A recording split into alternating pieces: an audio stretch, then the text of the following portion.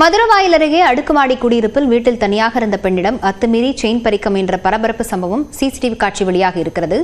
இதுகுறித்த விவரங்களுடன் செய்தியாளர் சோமசுந்தரம் இணைந்திருக்கிறார். சோமசுந்தரம், குற்றவாளியை காவல்துறையினர் அடையாளம் கண்டிருக்கிறார்களா? வணக்கம் லாவண்யா.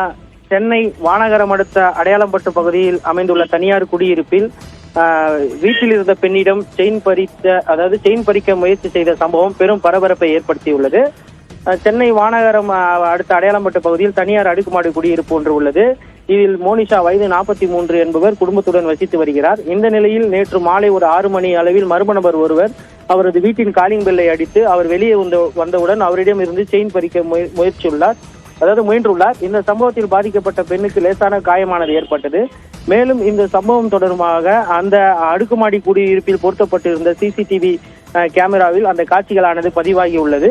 அதில் டவுசர் மற்றும் பனியன் அணிந்தபடி தலையில் உள்ள அணிந்தபடி வரும் மர்ம நபர் வீட்டின் காலிங் பெல்லை அழுத்துவதும் உடனடியாக அப்போது மோனிஷா வெளியே வந்தவுடன் அவரின் கழுத்தில் இருந்து செயினை பறித்து செல்லக்கூடிய காட்சி பதிவாகி உள்ளது. இந்த சம்பவத்தில் தான் மோனிஷாவுக்கு லேசான காயம் ஏற்பட்டுள்ளது.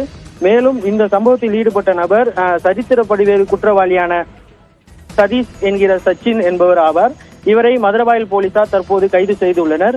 மேலும் கைது செய்யப்பட்டுள்ள சதீஷை மதுரவாயல் காவல் நிலையத்தில் வைத்து விசாரணை நடத்தி வருகின்றனர்.